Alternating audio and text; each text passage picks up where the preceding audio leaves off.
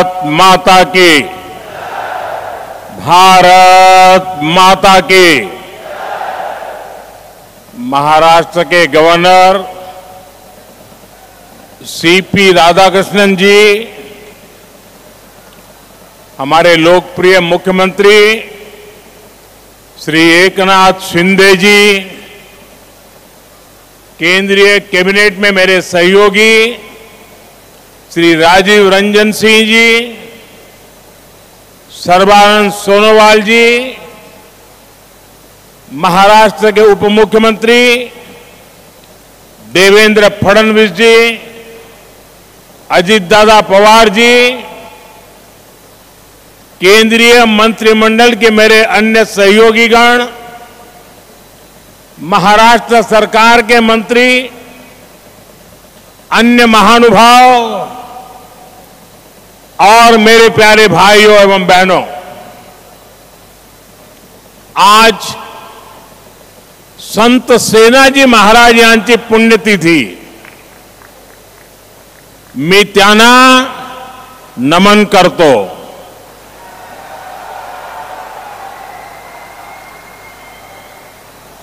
माझ्या सर्व लाडक्या बहिणी आणि लाडक्या भावांना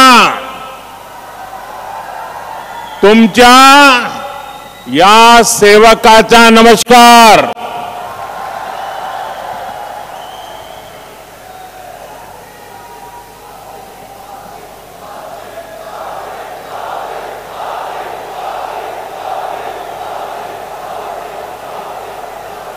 साथियों, आज इस कार्यक्रम की चर्चा करने से पहले मैं अपने हृदय के भावों को व्यक्त करना चाहता हूं। जब 2013 में भारतीय जनता पार्टी ने मुझे प्रधानमंत्री पद के उम्मीदवार के रूप में निश्चित किया,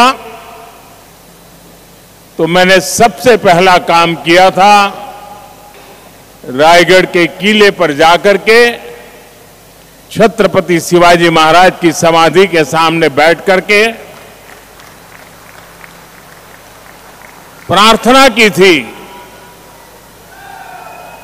एक भक्त अपने आराध्य देव को जिस प्रकार से प्रार्थना करता है, उसे भक्ति भाव से आशीर्वाद लेकर के मैंने राष्ट्र सेवा की एक नई यात्रा का आरंभ किया था।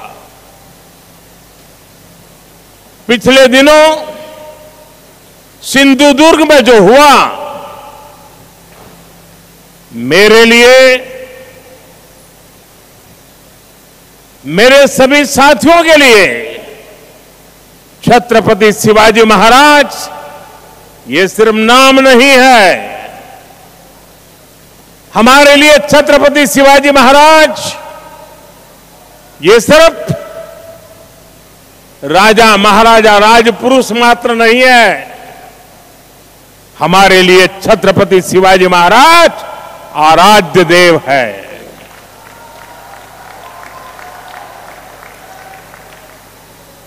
और मैं आज सर झुका करके मेरे आराध्य देव छत्रपति शिवाजी महाराज की उनके चरणों में मस्तक रख के माफी मांगता हूं।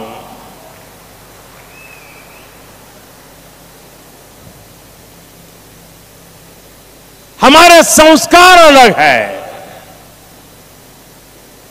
हम वो लोग नहीं हैं जो आए दिन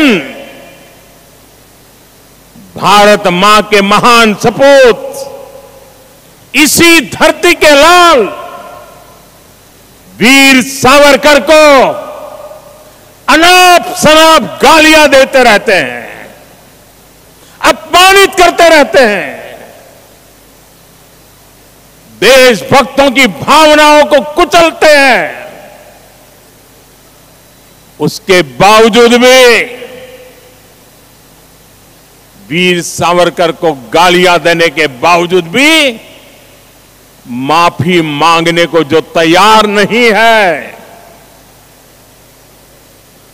अदालतों में जाकर के लड़ाई लड़ने को तैयार है, लेकिन इतने बड़े महान सपूत का अपमान करके जिनको पश्चाताप नहीं होता है, महाराष्ट्र की जनता उनके संस्कार को अब जान ले। और ये हमारे संस्कार है कि इस धरती पर आते ही आज मैंने पहला काम मेरे आराध्य देव छत्रपति शिवाजी महाराज में उनके चरणों में सर झुका करके क्षमा मांगने का कर रहा हूं। और इतना ही नहीं, जो लोग छत्रपति शिवाजी महाराज को अपने आराध्य देव मानते हैं, उनके दिल को जो गहरी चोट पहुंची है, मैं ऐसे आराध्य देव की पूजा करने वालों को भी, उनकी भी सर झुका करके क्षमा मांगता हूं। मेरे संस्कार अलग है। हमारे लिए हमारे आराध्य देव से बड़ा कुछ नहीं होता है। साथियों, आज का दिन महाराष्ट्र की विकास यात्रा का एक ऐतिहासिक दिन है। ये भारत की विकास यात्रा के लिए बहुत बड़ा दिन है। विकसित महाराष्ट्र विकसित भारत के संकल्प का सबसे अहम हिस्सा है। इसलिए पिछले 10 वर्ष हो या अभी मेरी सरकार का तीसरा कार्यकाल, महाराष्ट्र के लिए लगातार बड़े फैसले लिए गए हैं। महाराष्ट्र के पास विकास के लिए जरूरी सामर्थ्य भी है, संसाधन भी है। यहां समुद्र के तट भी है। इन तटों से अंतर्राष्ट्रीय व्यापार का सदियों पुराना इतिहास भी है और यहां भविष्य की अपार संभावनाएं भी है। इन अवसरों का पूरा लाभ महाराष्ट्र को और देश को मिले, इसके लिए आज वाढवण पोर्ट की नींव रखी गई है। इस पोर्ट पर 76,000 करोड़ रुपए से ज्यादा खर्च किए जाएंगे। ये देश का सबसे बड़ा कंटेनर पोर्ट होगा। ये देश ही नहीं, दुनिया के सबसे गहरे पोर्ट में से एक महत्वपूर्ण पोर्ट होगा। आज देश के सभी कंटेनर पोर्ट से जितने कंटेनर आते जाते हैं, पूरे देश के टोटल की मैं बात कर रहा हूं, आज जितने टोटल आते जाते हैं उससे ज्यादा कंटेनर का काम अकेले वाढवण पोर्ट पर होने वाला है। आप अंदाज लगा सकते हैं ये पोर्ट महाराष्ट्र और देश के व्यापार का, औद्योगिक प्रगति का कितना बड़ा केंद्र बनेगा। इस क्षेत्र की पहचान अब तक प्राचीन किलों यानी फोर्ट से होती थी, अब इस क्षेत्र की पहचान आधुनिक पोर्ट से भी हुआ करेगी। मैं पालघर के लोगों को, महाराष्ट्र के लोगों को, देश के लोगों को बहुत बहुत बधाई देता हूं।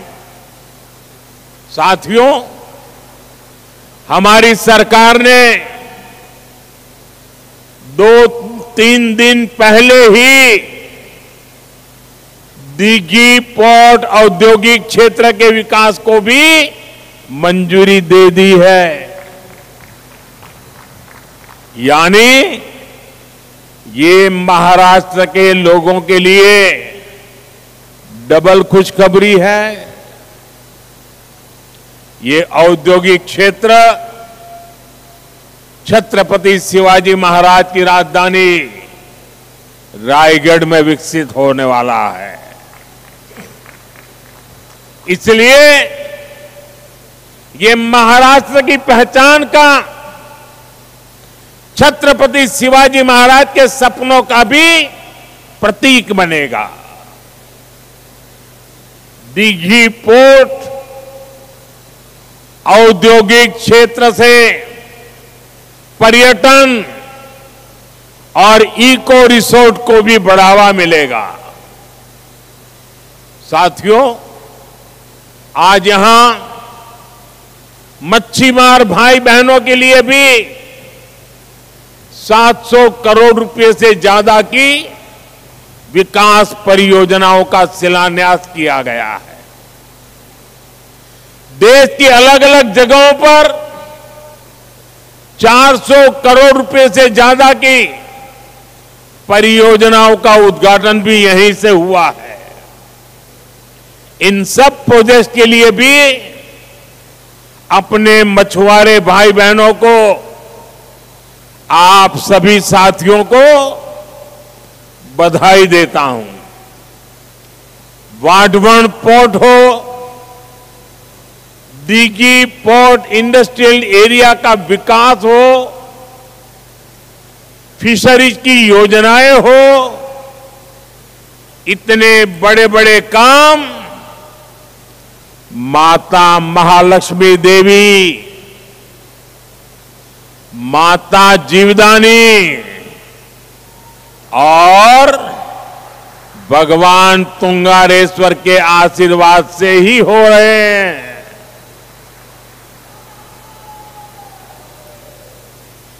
माता महालक्ष्मी देवी,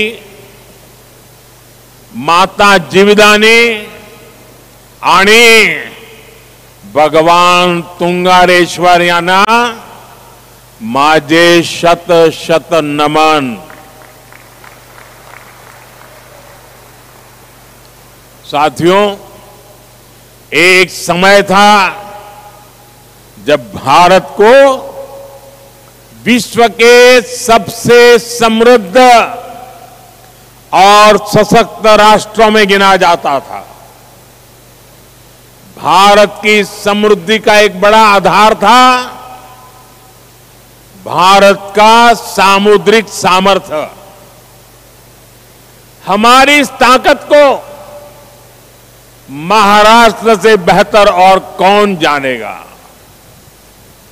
छत्रपति शिवाजी महाराज, उन्होंने समुद्री व्यापार को, समुद्री शक्ति को एक नई ऊंचाई दी थी।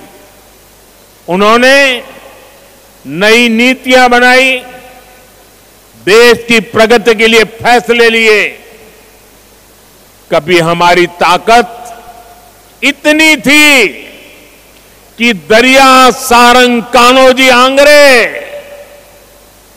पूरी ईस्ट इंडिया कंपनी पर भारी पड़े थे।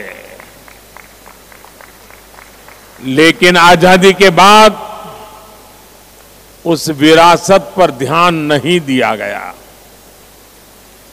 औद्योगिक विकास से लेकर व्यापार तक भारत पीछे ही छूटता चला गया। लेकिन साथियों, अब ये भारत नया भारत है। नया भारत इतिहास से सबक लेता है। नया भारत अपने सामर्थ्य को पहचानता है। नया भारत अपने गौरव को पहचानता है। गुलामी की बेड़ियों के हर निशान को पीछे छोड़ते हुए नया भारत समुद्री इंफ्रास्ट्रक्चर में मिल के नए पत्थर लगा रहा है। साथियों, पिछले एक दशक में भारत के समुद्री तटों पर विकास को अभूतपूर्व गति मिली है। हमने बंदरगाहों को आधुनिक बनाया है। हमने जल मार्गों को विकसित किया है। जहाजों को बनाने का काम भारत में हो, भारत के लोगों को रोजगार मिले, सरकार ने इस पर जोर दिया है। इस दिशा में लाखों करोड़ रुपए का निवेश हुआ है। आज इसके परिणाम भी हमें देखने को मिल रहे हैं। ज्यादातर पोर्ट की क्षमता पहले की तुलना में 2 गुनी हो गई है। निजी निवेश भी बढ़ा है। जहाजों के आने जाने के समय में भी कमी आई है। इसका लाभ किसे मिल रहा है? हमारे उद्योगों, हमारे व्यापारियों, जिनकी लागत कम हुई है। इसका लाभ हमारे युवाओं को मिल रहा है, जिन्हें नए अवसर मिल रहे हैं। इसका लाभ उन नाविकों को मिल रहा है जिनकी सुविधाएं बढ़ी है। साथियों, आज वाडवर्ण पोर्ट पर पूरी दुनिया की नजर है। दुनिया में वाडवर्ण पोर्ट की बराबरी करने वाले 20 मीटर जितनी गहराई वाले बहुत कम बंदरगाह है। इस पोर्ट पर हजारों जहाज आएंगे, कंटेनर आएंगे। इस पूरे क्षेत्र की आर्थिक तस्वीर बदल जाएगी। सरकार वाडवर्ण पोर्ट को रेल और हाईवे कनेक्टिविटी से भी जोड़ेगी। कितने ही नए नए व्यापार इस पोर्ट की वजह से यहां शुरू होंगे। यहां वेयर हाउसिंग के काम में बहुत तेजी आएगी। और इसकी लोकेशन, ये तो सोने पर सुहागा है। Western dedicated freight corridor, Delhi Mumbai expressway, सब कुछ बहुत पास है। पूरे साल यहां से कार्गो आएगा जाएगा और इसका सबसे ज्यादा लाभ आप लोगों को मिलेगा, मेरे महाराष्ट्र के भाई बहनों को मिलेगा, मेरी नई पीढ़ी को मिलेगा। साथियों, महाराष्ट्र का विकास ये मेरी बहुत बड़ी प्राथमिकता है। आज मेक इन इंडिया का लाभ महाराष्ट्र को हो रहा है।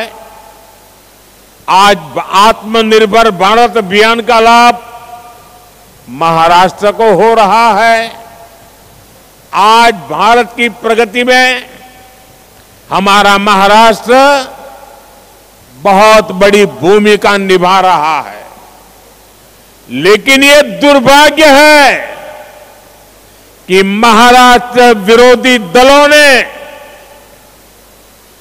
आपके विकास पर, आपकी भलाई पर हमेशा ब्रेक लगाने की कोशिश की। मैं आज आपको इसका एक और उदाहरण देता हूं।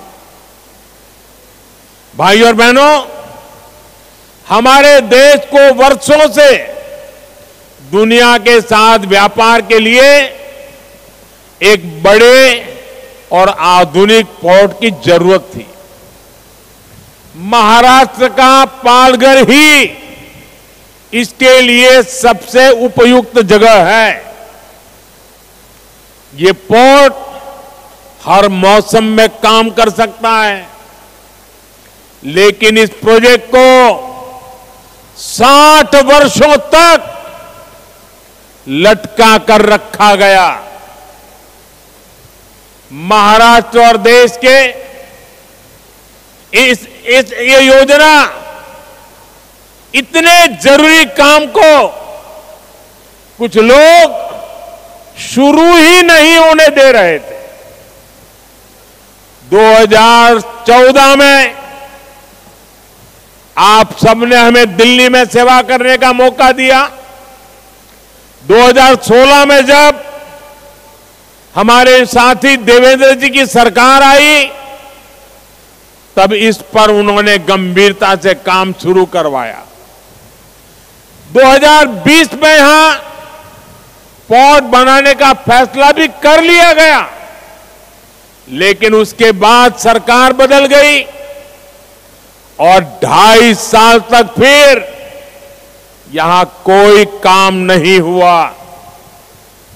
आप मुझे बताइए, अकेले इस प्रोजेक्ट से यहां कई लाख करोड़ रुपए के निवेश का अनुमान है। यहां करीब 12 लाख रोजगार के अवसर पैदा होंगे। महाराष्ट्र के इस विकास से आखिर किसे आपत्ति थी? कौन लोग थे जो महाराष्ट्र के विकास को ब्रेक लगा रहे थे? ये कौन लोग थे जिनको महाराष्ट्र के नौजवानों को रोजगार मिले इससे इतराज था? पहले की उन सरकारों ने क्यों इस काम को आगे नहीं बढ़ने दिया? ये बात महाराष्ट्र की जनता को कभी भी भूलना नहीं चाहिए। सच्चाई ये है कि कुछ लोग महाराष्ट्र को पीछे रखना चाहते हैं, जबकि हमारे एनडीए की सरकार, यहां हमारी महायुति की सरकार महाराष्ट्र को देश में सबसे आगे ले जाना चाहती है। साथियों, जब समुद्र से जुड़े अवसरों की बात होती है तो इसमें सबसे अहम भागीदार हमारे मछुआरे भाई बहन हैं। मच्छीमार बंधू भगिनींना, आपल्या 5 से 26 मच्छीमाराची गावे, कोळीवाडे आणि 15 लाख मच्छीमारांच्या लोकसंख्येसह महाराष्ट्राचे मत्स्यपालन क्षेत्रातील योगदान खूप मोठे आहे। अभी मैं पीएम मत्स्य संपदा के लाभार्थी साथियों से बात भी कर रहा था। इनके परिश्रम से 10 वर्षों में कैसे इस सेक्टर की तस्वीर बदली है, कैसे देश की योजनाओं से, सरकार के सेवा भाव से करोड़ों मछुआरों का जीवन बदल रहा है। ये आज अभाव से करोड़ों मछुआरों का जीवन बदल रहा है। ये आज हमें देखने को मिल रहा है। आपकी मेहनत ने कितना कमाल किया है, ये जानकर आपको भी खुशी होगी। आज भारत दुनिया का दूसरा सबसे बड़ा देश बन गया है। 2014 में देश में 80 लाख टन मछली का ही उत्पादन होता था। आज करीब करीब 170 लाख टन मछली का उत्पादन भारत कर रहा है। यानी सिर्फ 10 साल में मछली का उत्पादन आपने 2 गुना कर दिया है। आज भारत का सी फूड निर्यात भी तेजी से बढ़ रहा है। 10 साल पहले देश से 20,000 करोड़ रुपए से कम का झींगा निर्यात होता था।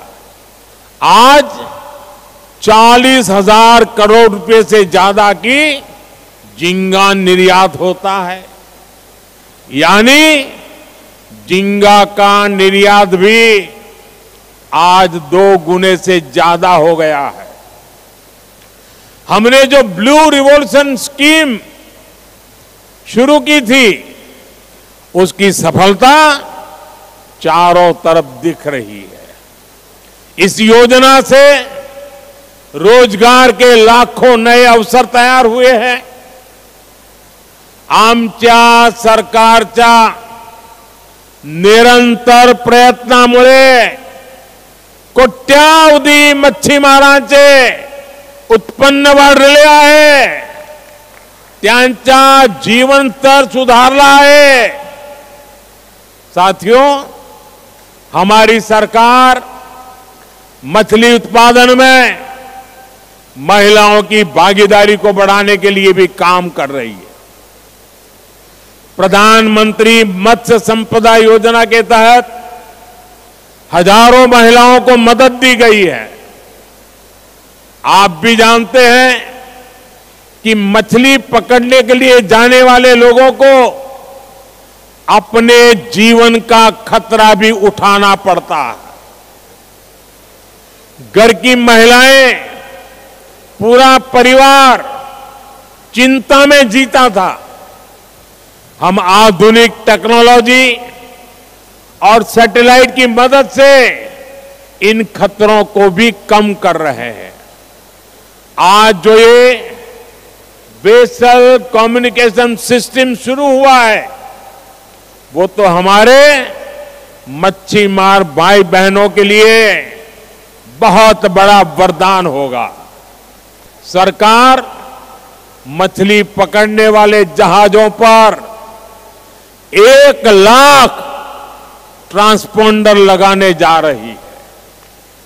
इसकी मदद से हमारे मछुआरे साथी अपने परिवारों से, बोट मालिकों से, फिशरीज डिपार्टमेंट से, समुद्र की सुरक्षा करने वालों से हमेशा जुड़े रहेंगे। चक्रवात के समय, समुद्र में किसी अनहोनी के समय हमारे मछुआरे साथी जब चाहे अपना संदेश सैटेलाइट की मदद से किनारे पर संबंधित लोगों को भेज पाएंगे।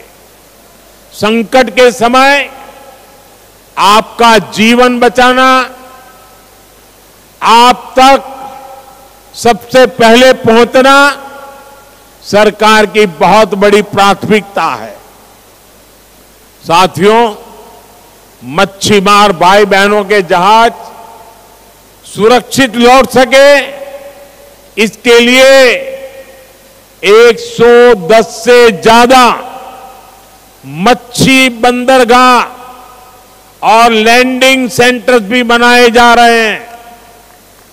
कोल्ड चेन हो, प्रोसेसिंग की व्यवस्था हो, नाव के लिए लोन की योजना हो या पीएम मत्स्य संपदा योजना हो, ये सारी योजनाएं मच्छीमार भाई बहनों के हित के लिए ही बनाई गई है। हम तटीय गांवों के विकास पर और ज्यादा ध्यान दे रहे हैं। आपका सामर्थ्य बढ़ाने के लिए मच्छीमार सरकारी संस्थाओं को भी, सहकारी संस्थाओं को भी मजबूत बनाया जा रहा है। साथियों, पिछड़ों के लिए काम करना हो या वंचितों को अवसर देना हो, बीजेपी और एनडीए सरकारों ने पूरे समर्पण भाव और ईमानदारी से काम किया है। आप देखिए, देश में इतने दशकों तक मच्छीमार भाई बहनों और आदिवासियों की क्या स्थिति रही। पुरानी सरकारों की नीतियों में हमेशा इस समाज को हाशिए पर रखा गया। देश में इतना बड़ा आदिवासी बहुल क्षेत्र है, फिर भी आदिवासियों के कल्याण के लिए कभी एक विभाग तक नहीं बनाया गया। अलग जनजातीय मंत्रालय की स्थापना भाजपा एनडीए सरकार ने ही की थी। हमारी ही सरकार ने मछुआरों के कल्याण के लिए अलग मंत्रालय भी बनाया। हमेशा उपेक्षित रहे आदिवासी इलाकों को अब पीएम जनमन योजना का लाभ मिल रहा है। हमारा आदिवासी समाज, हमारा मच्छीमार समाज आज भारत की प्रगति में बड़ा योगदान दे रहा है। साथियों, आज मैं महायुति की सरकार की एक और बात के लिए विशेष रूप से सराहना करूंगा। विमेन लेड डेवलपमेंट में, नारी सशक्तिकरण में महाराष्ट्र देश को दिशा दिखा रहा है। आज महाराष्ट्र में अनेक उच्च पदों पर महिलाएं बहुत ही शानदार काम कर रही है। राज्य के इतिहास में पहली बार मुख्य सचिव के रूप में सुजाता सौनिक जी राज्य प्रशासन का मार्गदर्शन कर रही है। पहली बार राज्य के पुलिस फोर्स की प्रमुख डीजीपी रश्मि शुक्ला जी नेतृत्व कर रही है। पहली बार राज्य के फॉरेस्ट फोर्स की प्रमुख के रूप में शोमिता बिस्वास जी लीड कर रही है। पहली बार राज्य के कानून विभाग के प्रमुख के रूप में श्रीमती सुवर्णा केवले जी बड़ी जिम्मेदारी संभाल रही है। इसी तरह राज्य के प्रिंसिपल अकाउंटेंट जनरल के रूप में जया भगत जी ने कमान संभाली हुई है और मुंबई में कस्टम्स डिपार्टमेंट का नेतृत्व प्राची स्वरूप जी के हाथों में है।